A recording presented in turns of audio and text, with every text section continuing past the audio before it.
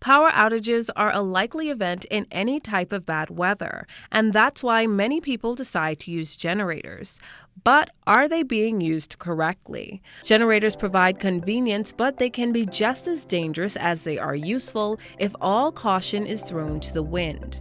Lightburn Marine Manager Rachel Lightburn-Graham gives us proper and practical advice on generator operation. Think of it kind of like a car. It requires annual maintenance. You have to make sure it's topped up with oil, and it needs fuel to run on. Most Bahamian, sort of like normal residential homes, a 20 kW would be more than enough to carry the whole load of the house.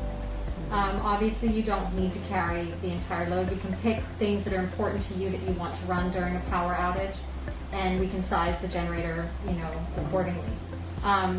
They are an investment, and that's why it's important to speak with a reputable company or person, installer, so that you get a really clear picture of what you're going to spend.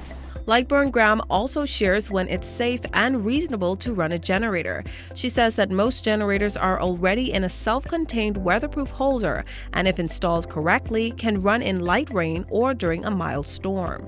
For hurricanes, major hurricanes, any manufacturer will advise that you actually turn the equipment off for the brunt of the storm when you have that really hard horizontal rain.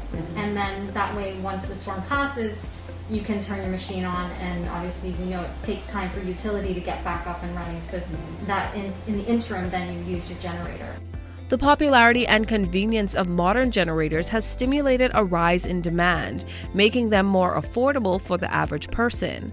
But even if you're going the DIY route, don't ignore the manual. Be extra careful during installation. Things to keep in mind when you're installing a machine is you want to trust the company you're working with, make sure they're well established, and that they're using licensed electricians to do the work. Everybody realizes the safety requirements of electricity and the code that the Bahamas has in place to keep everybody safe. So it's important to make sure you're dealing with somebody who has experience and who's up to code.